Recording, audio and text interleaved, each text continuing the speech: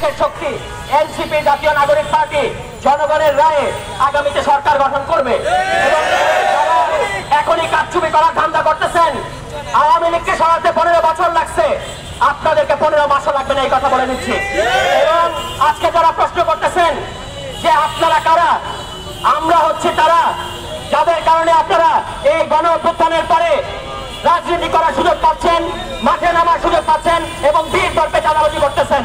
লজ্জা থাকা উচিত আপনাদের। 15 বছর আপনাদের কোনো খোঁজ ছিল না।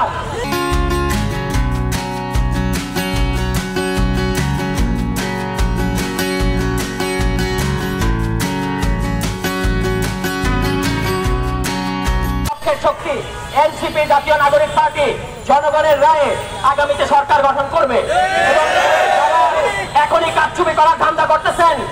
আওয়ামী লীগকে সরাতে 15 বছর লাগছে, আপনাদেরকে 15 মাসও লাগবে না, এই কথা বলে দিচ্ছি। এবং আজকে যারা প্রশ্ন করতেছেন যে আপনারা কারা, আমরা হচ্ছে তারা যাদের কারণে আপনারা এই গণ অভ্যুত্থানের পরে রাজনীতি করার সুযোগ পাচ্ছেন, মাঠে নামার সুযোগ পাচ্ছেন এবং বীর দর্পে চাঁদাবাজি করতেছেন। লজ্জা থাকা উচিত আপনাদের। 15 বছর আপনাদের কোনো খোঁজ ছিল না। কোর্টের চত্বরে চত্বরে আপনারা কান্নাকাটি করতেন, পরিবার ধ্বংস হয়ে যাচ্ছে এই অভিযোগ করতেন, এই অভিযোগ করতেন। বাংলাদেশের জনগণ আপনাদের প্রতি সিম্প্যাথি দেখাইছে। এখন আপনারা বলতেছেন এই জুলাই গণ অভ্যুত্থানে যারা নেতৃত্ব দিয়েছে সেই ছাত্রকে বলতেছেন যে আপনারা কারা, আপনারা কারা। এটার উত্তর একবার 5 আগস্টে আমরা দিয়েছি, দরকার পড়লে আবারও দেওয়া হবে।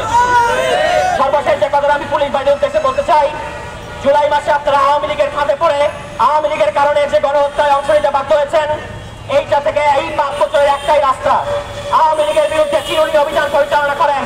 ঢাকা শহরে যেখানে যেখানে সারা দেশ থেকে দেখে আওয়ামী লীগের কর্মীরা এসে জড়ো হচ্ছে তাদেরকে গ্রেফতার করেন এবং এটাই একমাত্র রাস্তা। যদি এটা করেন, নিষ্ঠার সাথে যদি করেন, বাংলাদেশের ছাত্র জনতা আপনাদেরকে বুকে টেনে নেবে। কিন্তু যদি আপনাদের নাকের ডগা দিয়ে আওয়ামী লীগ মিছিল করতে পারে, তাহলে আমরা ধরে নিব আপনারা প্রশ্রয় দিচ্ছেন। আপনাদেরকে পরিষ্কার করতে হবে যে আপনারা আওয়ামী লীগকে রাস্তায় নামতে দিবেন কি দিবেন না। বাংলাদেশ জাতীয় নাগরিক পার্টি আমরা রাজপথ দখলে রাখবো। ঢাকা মহানগরের প্রত্যেকটা জায়গায় জাতীয় নাগরিক পার্টির পক্ষ থেকে আমরা সবসময় রাজপথে সক্রিয় থাকবো। কোন আওয়ামী লীগ আসে আমরা দেখবো। এবং আরেকটা লাস্ট কথা আমি বলবো, যারা নব্য আওয়ামী লীগ হওয়ার চেষ্টা করতেছেন, খুব ভাবতেছেন মাঠ ফাঁকা, যে জনগণ নাই, ফাঁকা মাঠে গোল দিব। 15 বছরে গোল দিতে পারেন নাই, এখন আর গোল দেওয়ার চেষ্টা করেন না। জনগণ কিন্তু খুব শক্ত ডিফেন্স তৈরি করেছে কারচুপির বিরুদ্ধে, ফ্যাসিবাদের বিরুদ্ধে, দুর্নীতির বিরুদ্ধে, লুটপাটের বিরুদ্ধে, মাদকের বিরুদ্ধে, সন্ত্রাসের বিরুদ্ধে। সুতরাং যারাই সন্ত্রাস করতে চাইবেন, যারাই মাদক কারবারি করতে চাইবেন, যারাই এলাকায় এলাকায় চাঁদাবাজি করতে চাইবেন, ঢাকায় সুশীল হয়ে বিভিন্ন সভা সেমিনারে আপনারা মাঠ গরম করবেন, আর আপনাদের কর্মীরা ওই নরসিংদীতে, ওই ঝালকাঠিতে, ওই শরীয়তপুরে লুটপাট করে সমস্ত কিছু ছাপড়া বানাই দিবে। এই জিনিস আর হতে যাচ্ছে না। জনগণ সচেতন হয়েছে। আপনাদের পিএসরা যে রাজনীতি করতেছে, এলাকার মধ্যে যেইভাবে লুটপাট করতেছে, এই লুটপাট কিন্তু আর করতে দেওয়া হবে না। আওয়ামী লীগ আগামী অতি দ্রুত ইন্টারিম সরকারকে বলতে চাই, কুয়েটের ভিসিকে সরান। ভিসির সরানোর সকল এখতিয়ার আপনাদের আছে। আপনাদের ওই যে রাষ্ট্রপতিকে বসায় রাখছেন, তাকে দিয়ে ভিসিকে এই মুহূর্তে কোন রকম কারণ দর্শানোর নোটিশ বাদে ভিসিকে এখান থেকে সরান। আদারওয়াইজ কিন্তু কুয়েট মুখে আমরা লং মার্চ করতে বাধ্য হব।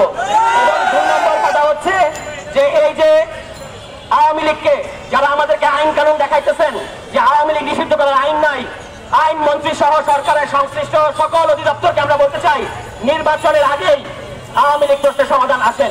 আওয়ামী লীগের নিবন্ধন বাতিল করা ছাড়া বাংলাদেশে কোনো সুষ্ঠু নির্বাচন হওয়া সম্ভব না। এই আমরা আমার বক্তব্য শেষ করছি।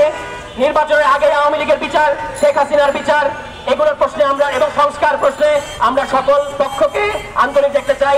যদি আপনারা এগুলো দেখতে চান, অবশ্যই আমরা নির্বাচনের পক্ষে খুব ইতিবাচক আছে এবং আমরা থাকবো, কিন্তু বিচার এবং সংস্কার প্রশ্নে কোনো রকম ছাড় দেওয়া হবে না। সবাইকে ধন্যবাদ।